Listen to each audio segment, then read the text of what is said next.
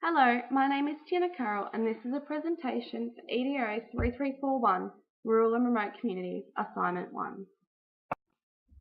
The learning context for this assignment applies to the rural setting of Sandy Plains State School, a Prep Tier 10 school with 78 students. It is situated 900 kilometres west of Brisbane in Queensland, and due to its size, the school's teacher community is small and only consists of 8 teachers and 6 teacher aides. A large percentage of the students are from Indigenous and farming families. This mini-unit was designed for a Prep Tier 3 class with 23 students. Within the class there are 4 Prep students, all of whom are confident and eager learners. In Year 1 there are 6 students.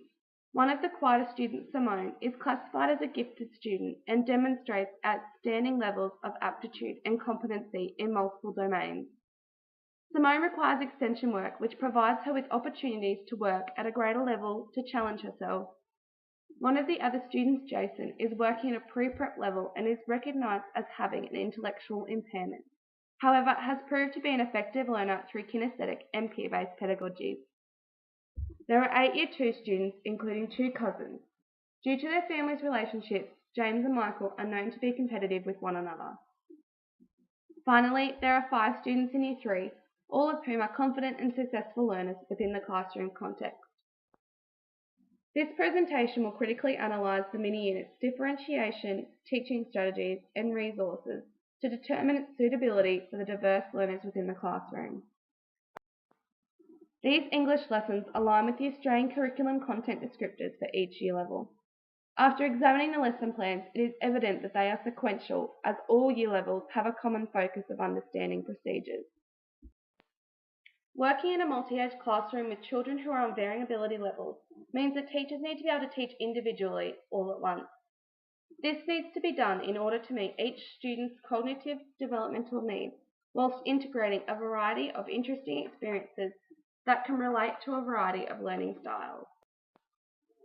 As it is acknowledged in the educational system, differentiation within the learning context must always be addressed, whether it be a multi-age class or otherwise. In order to meet the intellectual needs of my students, my lesson plans have included a range of differentiation methods, which were chosen with the consideration of my students' learning styles, ability levels, prior learning and life experiences kept in mind. As described by the Board of Studies, Teaching and Educational Standards of New South Wales, these methods of differentiation provide and promote the opportunity for all students to participate in flexible learning experiences, where they are supported to work at their own pace, knowledge, skills and ability levels. These forms of differentiation can be seen throughout all 3 lesson plans developed. Firstly, I have developed a curriculum content in such a way that students are able to identify procedures as something they do on a daily basis. By reviewing the task set to each grade, students were provided the opportunity to reflect and build on their understanding, and in turn helping them learn from their peers that procedures exist in a range of contexts.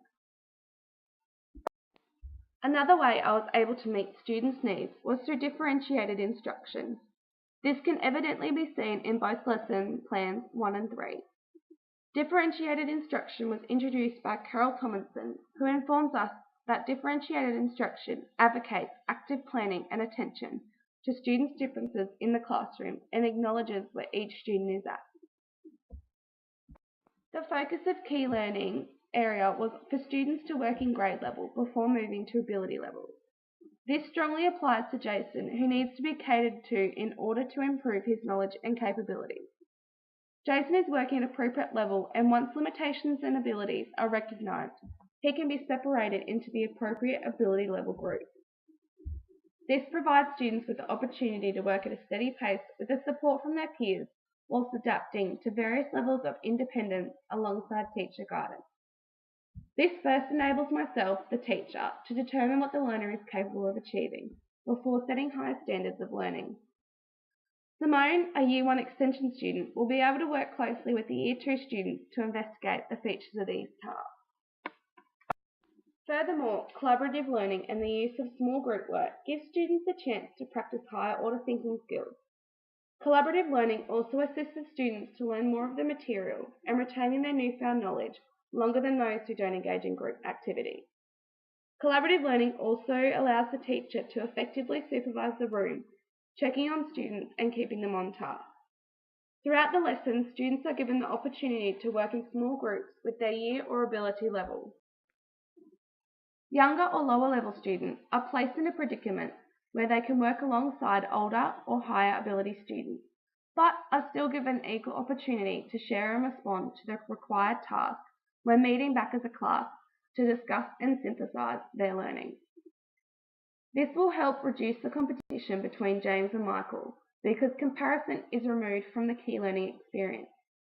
This then allows students like James and Michael to feel an internal sense of achievement, rather than being motivated to achieve through external rewards such as being the winner, which was suggested by Richard Ryan and Edward Decky's self-determination theory.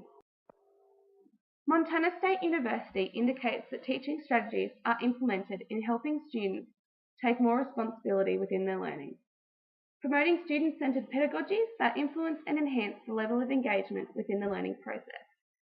My student-centered approach has successfully been supported through the use of information and communication technologies, the VAC model, and peer collaboration, otherwise known as cooperative learning.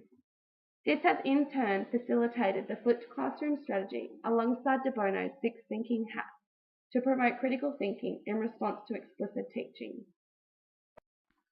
Collaborative or cooperative learning is strongly reliant on group and class discussions, particularly during the revision and conclusion stages within the learning process.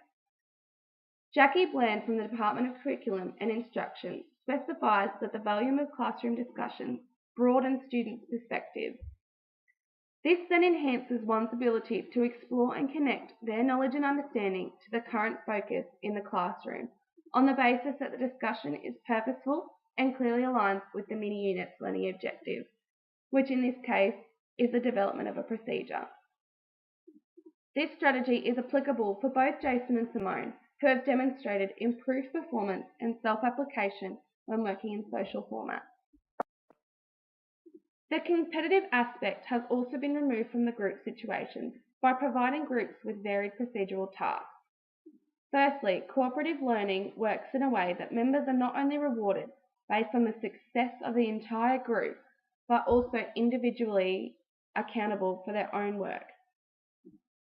Collaborative learning is instruction in a way that requires the input and participation of every group member, and by encouraging full collaboration and participation, all students will continue to successfully develop both social and interpersonal skills.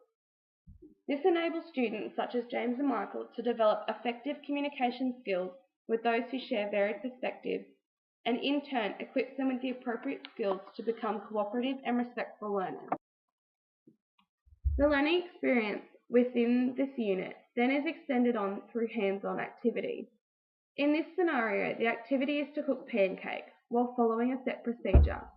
This enables the students to emerge into a student-based learning approach, as hands-on activities fully require students to reflect on their knowledge and experience of the task, with guidance from the educator. This then places emphasis on the higher order thinking skills and applying it within the practical elements before reflecting and continuing on to the synthesizing process. This strategy is strongly advocated by De Bono's 6 thinking hats, where student learning is slowed down in a way, as they are encouraged to deconstruct the whole picture and reconstruct it again, but through new lighting. The use of technology has been implemented to re-establish and review student knowledge. By implementing the use of technology within the learning activity, it enables the educator to specifically tailor what students need and what they need to know in order to successfully grab the knowledge of the key learning area. The education of primary school students is improved with ICTs, as educators have the ability to utilize a range of technological materials to meet, challenge, and support the children's needs and capabilities. When technologies are combined with engaging visual and auditory features, the learner is more engaged with the lesson and will often show a great interest to participate and challenge their output levels. By implementing e-learning systems in the classroom, students are set up for a successful learning opportunity, as rich learning environments promote and encourage dynamic methods of learning, as a technological framework supports a wide range of learners and their needs. Finally, the use of the VARC model by Neil Fleming. According to James Cook University, throughout the majority of educational contexts, students will maintain and prefer a specific learning style. For example, visual learners are able to learn through the use of charts, videos, and pictures as they use these structures to take mental images and retain information. The use of the butcher's paper within these lessons enables students to organise prior knowledge, reflect on their own thoughts, as well as the thoughts of others. This is often recognised as a useful tool for personal and interpersonal processing, as it can then be displayed on site, making an accessible resource for everyone. Auditory learners are provided with both class and group discussions for those who think better with words than with pictures. Auditory learners enjoy aspects of speaking and presenting, and provides the opportunity for other students to remember information, share point of view, and explore and develop the use of language. Students who learn best through reading and writing are given the opportunity to work through written responses and ideas, as well as reading other students' ideas to help them grasp the task efficiently.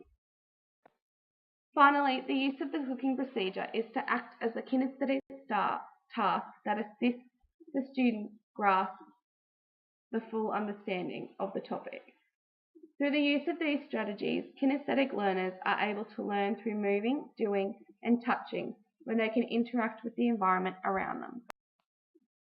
In conclusion, this mini-unit uses effective differentiated pedagogies, teaching strategies, and effective resources where students are set up to experience a series of meaningful learning episodes that develop and draw on real-life experiences which are relevant to the learners of all ages and capabilities.